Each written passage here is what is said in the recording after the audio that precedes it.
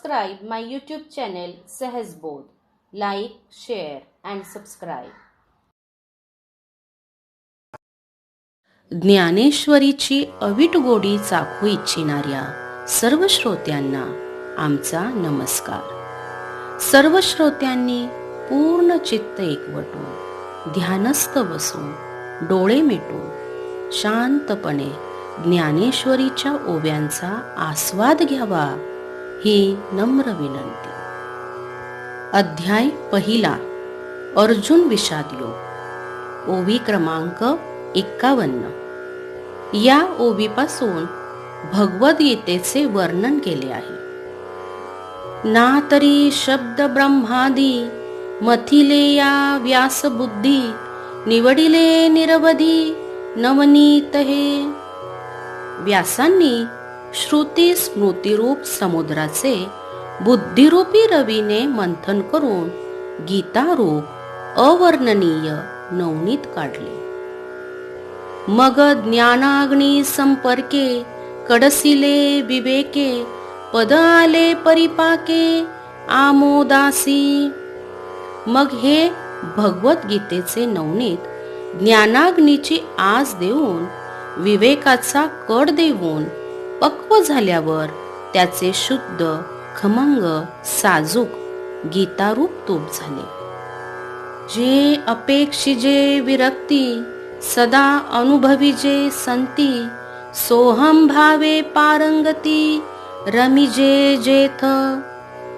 वैराग्य संपन्न पुरुष ज्याची इच्छा करीतात, संत ज्याचा अनुभव घेतात आणि ब्रह्मनिष्ठ अहम ब्रह्म या बुद्धीने तेथे रममान होतात. जे आकर्णिजे भक्ती जे आदिवंद्य त्रिजगती ते भीष्म परवी संगती सांगिजेल. भक्त जिचे श्रवण करीतात, त्रिभुवनात जी प्रारंभी वंदिली जाते ती भीष्म पर्वात कथेच्या ओघाने सांगितली आहे. जे भगवद्गीता म्हणिजे जे ब्रह्मेशांनी प्रशंसिजे जे सनकादिकी सेविजे आदरेसी. जिला भगवद्गीता असे म्हणतात, ब्रह्म आणि शंकरजीची स्तुती स्तोत्रे गातात. संत मंडळी तिचे आदरपूर्वक अनुसरण करतात. जैसे शारदीयेचे चंद्रकळे माझी अमृतकन कोवळे ते वेचिती मने मवाळे चकोर तलगे.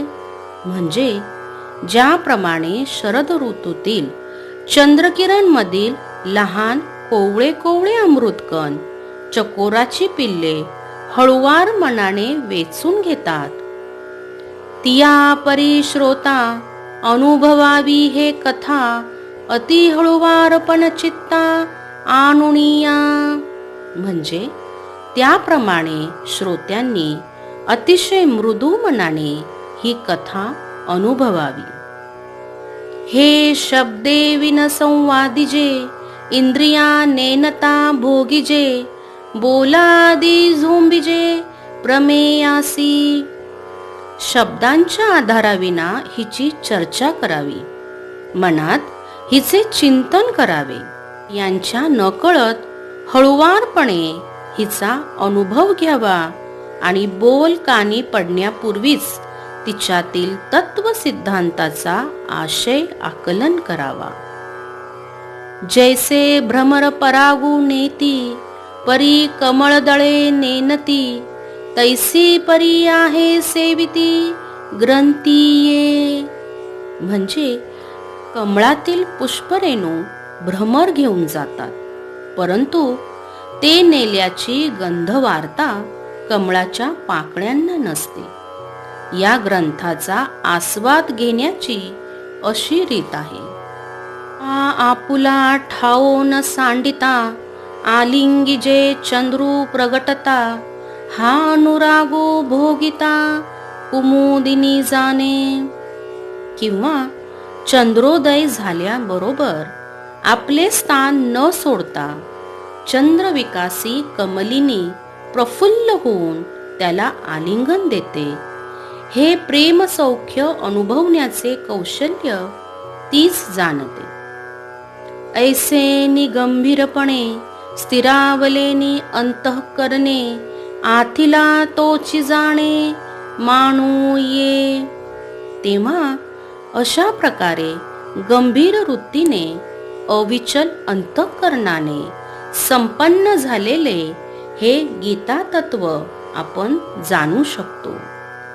अहो अर्जुनाची पाती परिसनया योग्य होती, तीही कृपा करुणी संती अवधान द्यावे. अहो अर्जुनाच्या पंक्तीला बसून गीतामृत सेवन करण्याची योग्यता असणाऱ्या तुम्ही संतांनी कृपा करून इकडे लक्ष द्या.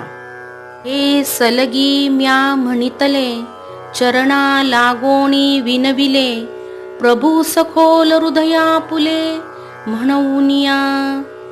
आपण सखोल उदार अंतकरणाचे आहात, म्हणून मी अशा अमर्याद सलगीने लढिवाळपणे असे विधान केले आहे. परंतु मी वास्तविक आपल्या चरणांशी ही विनंती केली आहे.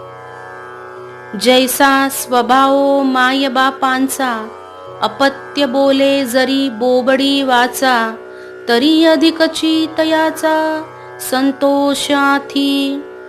ज्याप्रमाणे आपल्या विषयीचा माय पित्याचा स्वभावच असतो की आपले मूल बोबडे बोलले तरी त्यांना संतोषाने भरते येते, तैसा तुम्ही मी अंगीकारिला, सज्जनी आपुला म्हणितला, तरी उणे सहजे उपसाहला प्रार्थू काई.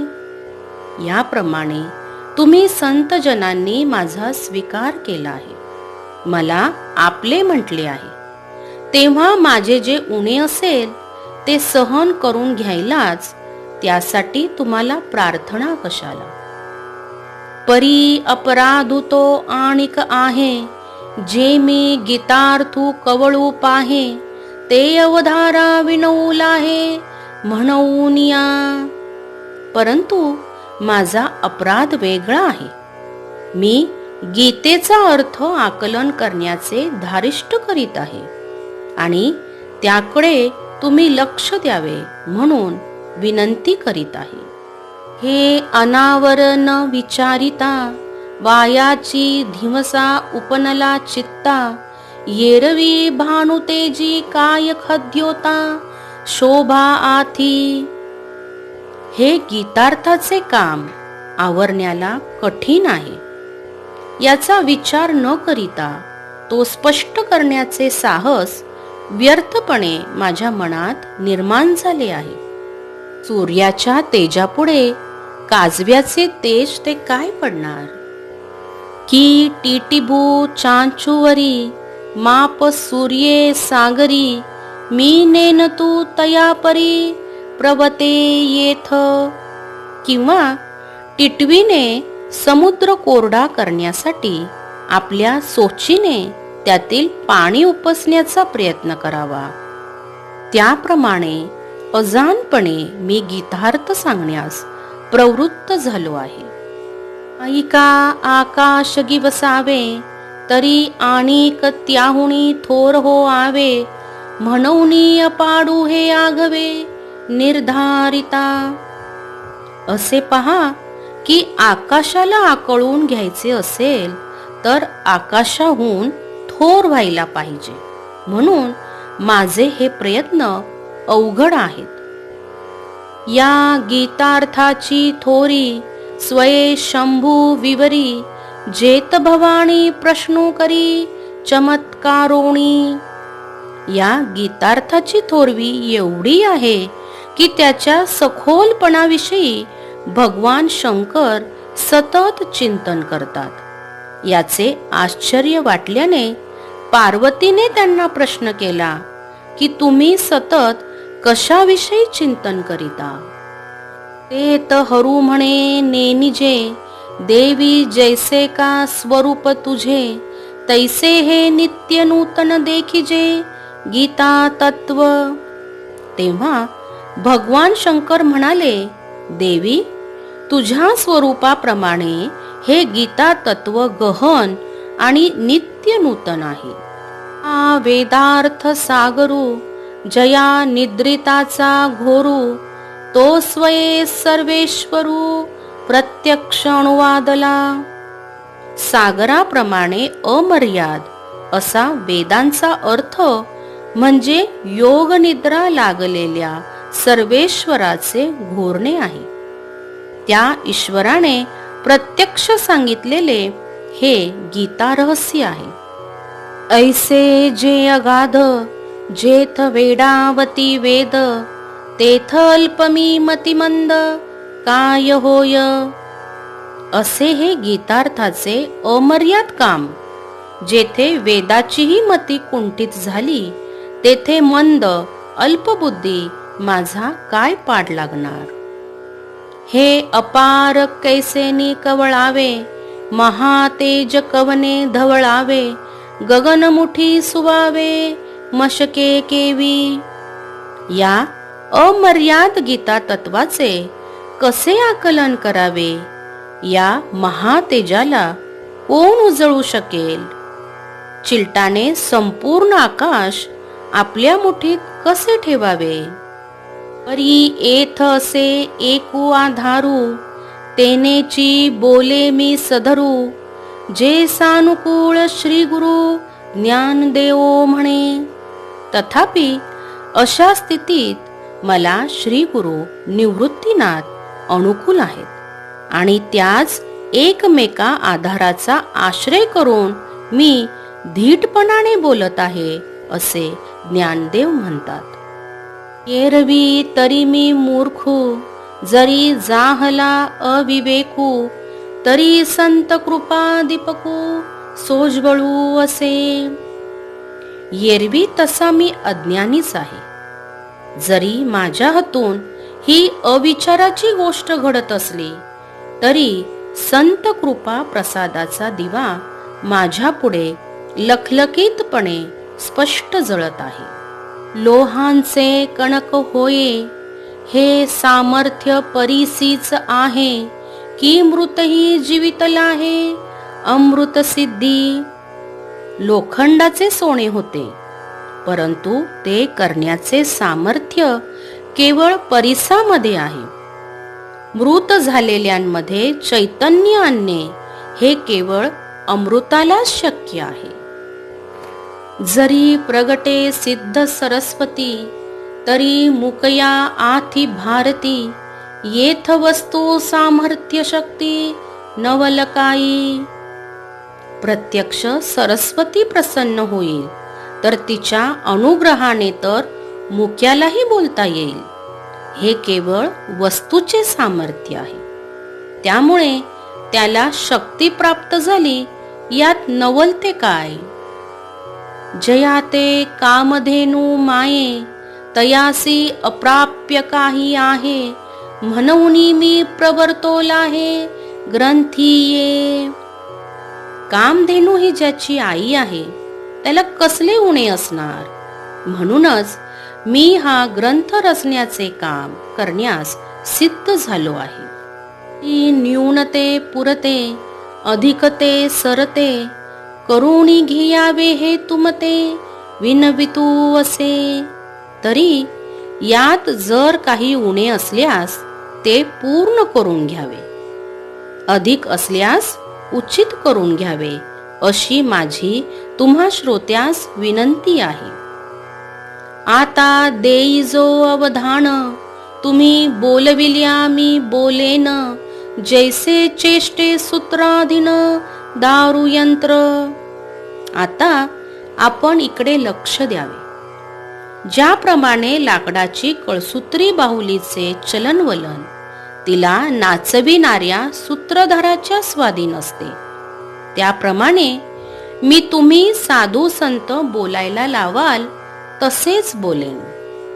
तैसा मी अनुग्रहितू, साधूंचा निरूपितू, ते आपुला अलंकारितू भलतया परी. त्याप्रमाणे मी साधू संतांचा आज्ञाधारक आहे. त्यांच्या कृपेचा अंकित आहे. मी त्यांना अर्पण झालेलो असल्याने त्यांनी आपल्याला ज्याप्रमाणे आवडेल त्याप्रमाणे मला नटवावे. तव श्री गुरु म्हणती राही, हे तुझ बोलवे न लगे काही. आता ग्रंथा चित्त देई, झडकरी वेगा. हे ऐकताच पुरे हे बोलून दाखविण्याची काही जरुरी नाही. तू आपले मन त्वरित ग्रंथाकडे लाव. या बोला निवृत्ती दासू, पाऊणी परम उल्हासू. म्हणे परियेसा मना अवकाशू, देऊनिया. या श्री गुरु वचनाने निवृत्तीदास ज्ञानदेवांना फार उल्हास वाटला. ते म्हणाले, आता आपण सावकाश स्वस्थ मनाने गीतेचे श्रवण करावे. येथपर्यंत 84 ओव्या झालेल्या आहेत. आता येथपासून श्लोकांना सुरुवात होत आहे. प्रत्येक श्लोकाचे वर्णन माऊलींनी 3, 5, 10 या ओवी संख्यांमध्ये केलेले आहे. जर ओवी संख्या 5 पेक्षा कमी असेल तर आपण त्या सर्व ओव्या एकसाथ म्हणून नंतर त्याचा अर्थ पाहणार आहोत. आणि जर ओवी संख्या 10 किंवा त्यापेक्षा जास्त असेल तर 5-5 ओव्या म्हणून मग आपण त्यांचा अर्थ पाहणार आहोत. माऊलींनी अतिशय सोप्या, रसाळ आणि मधुर भाषेमध्ये ओव्या लिहिलेल्या आहेत. आपण जर लक्षपूर्वक ऐकले तर प्रत्येक ओवी आपल्याला सहजच समजेल. तरी पुत्र स्नेहे मोहितू, धृतराष्ट्र असे पुसतू. म्हणे संजया सांगे मातू, कुरुक्षेत्रीची. जे धर्मालय म्हणजे तेथ पांडव आणि माझे. गेले असती व्याजे झुंझाचेनी. तरी तीही ये तुला अवसरी. काय किजत असे येर येरी. ते झडकरी कथन करी मज प्रती. पुत्र मोहाने मोहित झालेला धृतराष्ट्र विचारता झाला की, हे संजया, कुरुक्षेत्रावरील वृत्तांत मला सांग. ज्या कुरुक्षेत्राला धर्माचे स्थान म्हणतात तेथे पांडव आणि माझे पुत्र युद्धाच्या निमित्ताने गेलेले आहेत. तरी ते एवढ्या अवकाशात परस्परामध्ये काय करीत आहेत ते तू त्वरित मला सांग. तिये वेळी तो संजय बोले. म्हणे पांडव सैन्य उचलले. जैसे महाप्रळयी पसरले कृतांत मुख. तैसे ते घनदाट उठावले एक वाट. जैसे उसळले कालकूट धरी कवन. ना तरी वडवानलू सांदुकला. प्रलय वाते पोखला. सागर शोषुणी उधवला अंबरासी. तेव्हा संजय म्हणाला, महाप्रलयाच्या समयी काळाने आपला विनाशक जबडा पसरावा त्याप्रमाणे पांडवांचे सैन्य खळबळून उठले असे भासले आहे. ज्याप्रमाणे काळकूट उसळले तर त्याला कोण आवर घालणार, त्याप्रमाणे युद्धाच्या तयारीने दाटलेल्या त्या सैन्याने एकदम उठाव केला आणि ते पुढे सरसावले.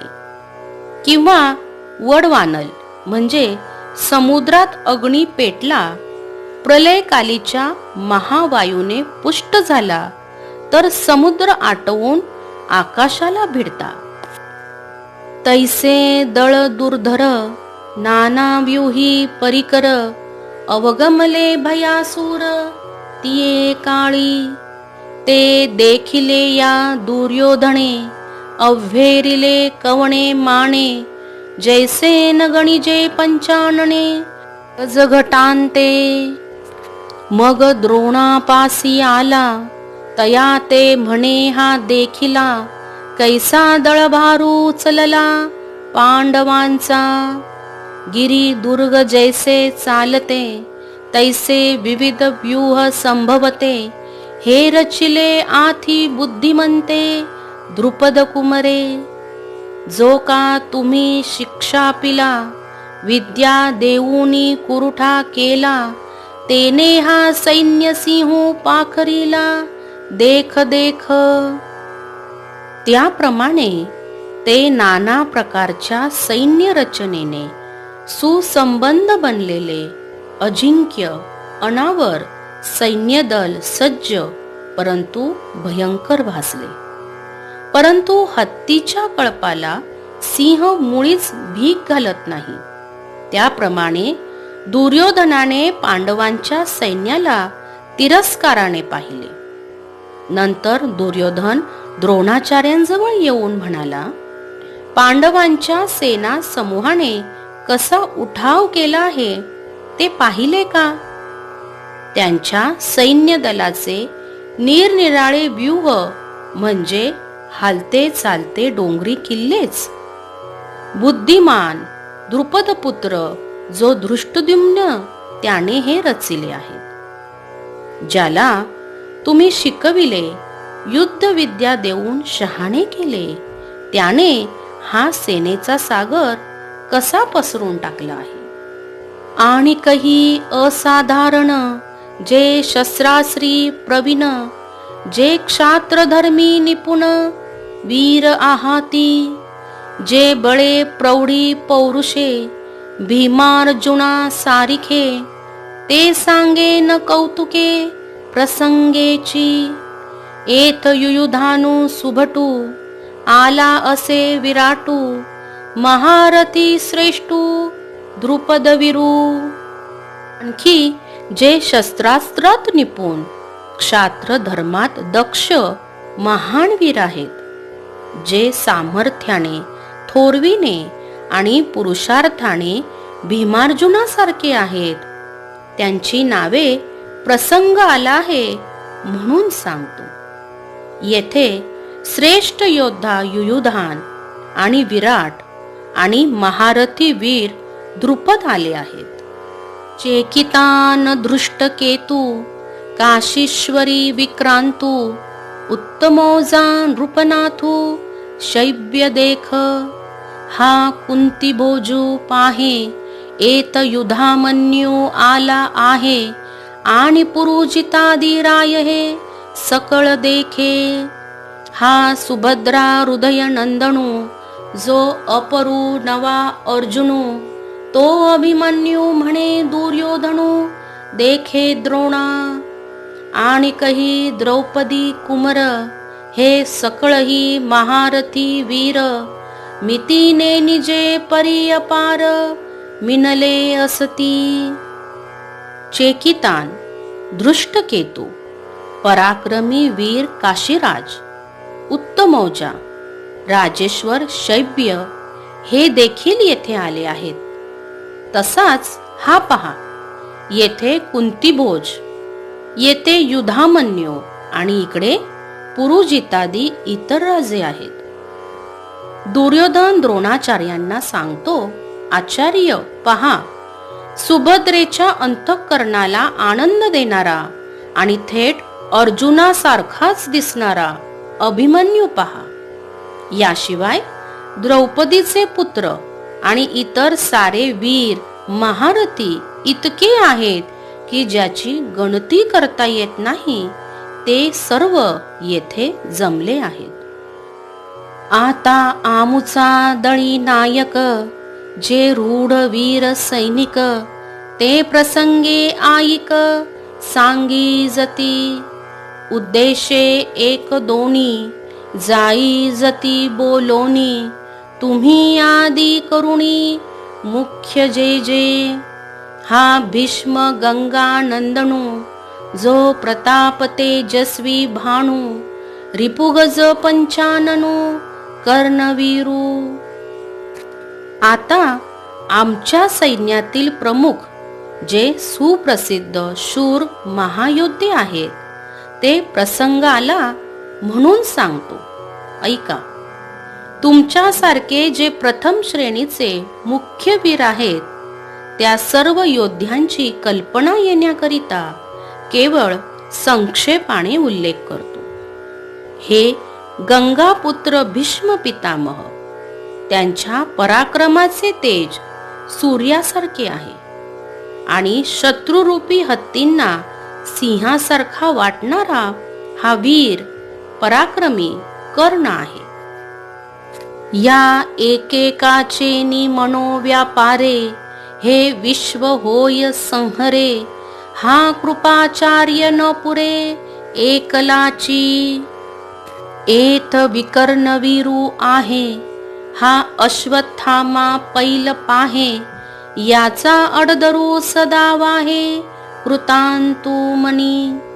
समिती जयो सौम दत्ती, ऐसे आणिकही बहुत आहाती, जयांचिया बळामिती धाता हिनेने. यापैकी एकेकांच्या संकल्प मात्राने तो या विश्वाचा विध्वंस करू शकेल. फार कशाला एक कृपाचार्य या कामास पुरेसे आहेत. हा वीर विकर्ण आहे. पलीकडे अश्वत्थामा पहा, ज्याचा प्रत्यक्ष सर्व विनाशक काळही मनात धाक वागवितो. आणि समितिंजय, सोमदत्ती इत्यादी पुष्कळ वीर येथे आहेत, ज्यांच्या सामर्थ्याची सीमा ब्रह्मदेवालाही समजत नाही. जे शस्त्रविद्या पारंगत, मंत्रावतार मूर्त, होका जे अस्त्रजात येथुनी रूढ. हे अप्रतिमल्ल जगी, पुरता प्रतापो अंगी, परी सर्व प्राणे मजची लागी आराईले असती. पतिव्रतेचे हृदय जैसे, पती वाचूनी न स्पर्शे, मी सर्वस्व या तैसे सुभटांसी. जे शस्त्रयुद्धात निपुण आहेत, मंत्राचे तर साक्षात अवतार वाटतात. समग्र अस्त्र समूह यांच्यामुळे जगात प्रचलित झाला अशा पात्रतेचे हे आहेत. ज्यांना जगात कोणी प्रतिस्पर्धी नाही असे अद्वितीय शौर्यवान वीर, परंतु तन मन धनाने केवळ मला अनुसरले आहेत. ज्याप्रमाणे पतिव्रतेचे हृदय पती वाचून इतराला स्पर्श करीत नाही, त्याप्रमाणे त्या शूर योद्ध्याचे मीच भक्ती सर्वस्व झालो आहे.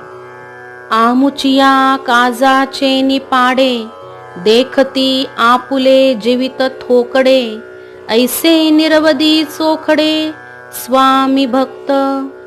झुंजती कुळकनी जाणती, कळे कीर्तीसी जिती, हे बहुवसो क्षात्रनीती येथोनिया. ऐसे सर्वा परी पुरते, वीर दळी आमुते, आता काय गणू याते अपार हे. आमच्या कार्यापुढे ते आपले जीवित नगण्य समजतात, असे हे स्वामीनिष्ठ, निस्सीम आणि निर्दोष बनले आहेत. ते युद्धकुशल आहेत. युद्ध कीर्तीला जगविणे हे ज्यांना कळते. फार काय सांगावे, क्षत्रियांचा धर्म त्यांच्यापासून सुरू होतो. असे सर्व दृष्टीने परिपूर्ण असलेले वीर आमच्या सैन्यात आहेत. त्यांची मोजदाद कशी करावी. वरी क्षत्रियान माझी श्रेष्ठू, जो जगजेटी जगी सुभटू, तया दळवईपणाचा पाटू भीष्मासी पै. आता याचेनी बळे गवसले, हे दुर्ग जैसे पन्नासिले, येणे पाडे थेकुले लोकत्रय. आधीच समुद्र पाही, तेथ दुवाडपण कवणा नाही, मग वडवानळू तैसे याही वीरजा जैसा. तशांत सर्व इंद्रिय निग्रही लोकांमध्ये श्रेष्ठ असून मोठा योद्धा आहे. त्या सर्वात ज्येष्ठ असणाऱ्या भीष्माकडे सेनापती पदाचा अधिकार दिला आहे. आता भीष्माच्या सामर्थ्याचा आश्रय असलेले हे सैन्य म्हणजे कडेकोट बंदोबस्त केलेले किल्ल्याचे जणू बांधले आहेत. त्याच्या पुढे त्रिभुवन देखील अल्प आहे. समुद्र हा तसा सर्वांना दुस्तर आहे. तशात त्याला वडवानल समुद्र अग्नी सहाय्य झाला ना तरी प्रलयवन्नी महावातो या दोघा जैसा सांघातो तैसा हा गंगासुतो सेनापती.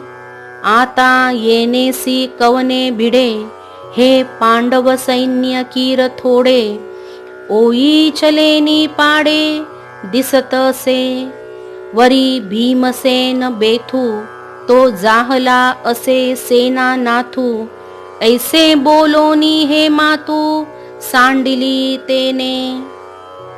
किंवा प्रलय काळाचा अग्नी आणि वारा यांचा संयोग व्हावा त्याप्रमाणे गंगापुत्र भीष्म आणि त्यांना मिळालेले सेनापती पदाची जोड आहे. आता या सैन्याबरोबर कोण झुंज देईल? वर सांगितलेल्या आमच्या सैन्याच्या तुलनेने पांडव सैन्य अगदी अल्प आहे. यात तो दांडगा भीमसेन त्यांचा सेनापती झाला आहे असे सांगून दुर्योधनाने ती गोष्ट सोडून दिली. येथपर्यंत 120 ओव्या झालेल्या आहेत. यापुढील ओव्या आपण पुढच्या व्हिडिओत पाहणार आहोत. राम कृष्ण हरी, राम कृष्ण हरी.